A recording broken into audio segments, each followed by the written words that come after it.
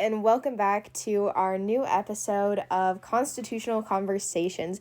Today we're going to be talking about a very impactful case that gave us the right to privacy. Sophie, can you tell us about this case? Yes. So, Griswold versus Connecticut was a Supreme Court case that stated that the Constitution protects people's rights to privacy, and it was started over a law in Connecticut that banned contraceptives for married couples. The law got overruled 7-2 as a violation of the right to privacy, and the case later played a role in expanding the right to privacy and other issues such as other uses of contraceptives, abortion, and LGBTQ+ rights. And this is all according to the Cornell Law Institute.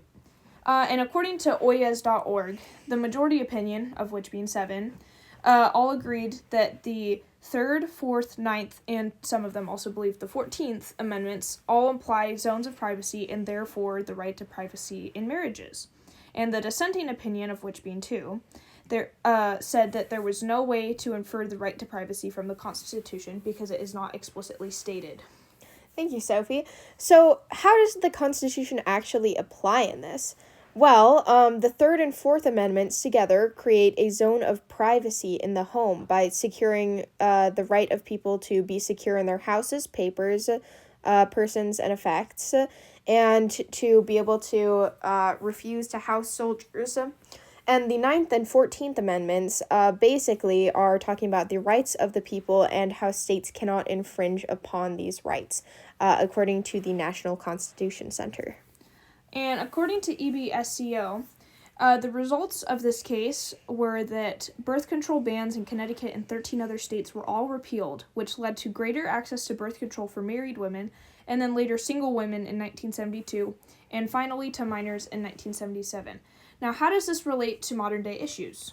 So, according to the Encyclopedia Britannica, this case introduced the idea that the state must present a case where another factor outweighs individual human rights in order to pass restrictions on people's personal lives. This idea contributed to many things, including the overturning of interracial marriage bans and, much later, bans on same-sex relationships. The right to privacy was also extended to abortion in Roe v. Wade and has been impactful for many other cases involving family planning. So another way this impacts privacy is that the U.S. was actually founded on Christian ideals, and those should not impact laws as the government is supposed to be religiously neutral. And Christianity and several other religions typically hold strong family values, and this impacts privacy because it does not allow others to make decisions for their relationships and their families based on their own ideals, and it instead forces them to make decisions based on other religious beliefs and values. Yeah, absolutely. I think many aspects of Christianity have impacted the greater collective conscience of the United States.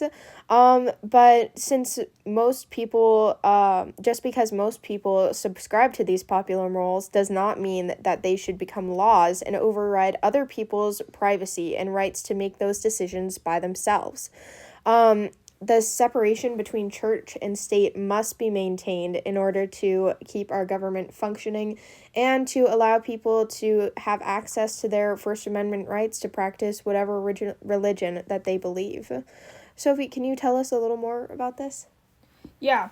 So, again, essentially, just because the right to privacy is not explicitly stated in the Constitution doesn't mean that we shouldn't read in between the lines of each of the amendments and see that they all essentially do impact privacy, and they all do suggest that privacy is a right to the people and that it should not be infringed upon by the government, whether that's because of religious purposes, which again the government is supposed to be religiously neutral, or whether it's just based on moral views that the government believes that everybody should have, which again is extremely subjective and should be left up to the public and what they personally believe their moral rights are. And yeah. Well, thank you, Sophie, for telling us about this case and some of the religious and other privacy aspects of this.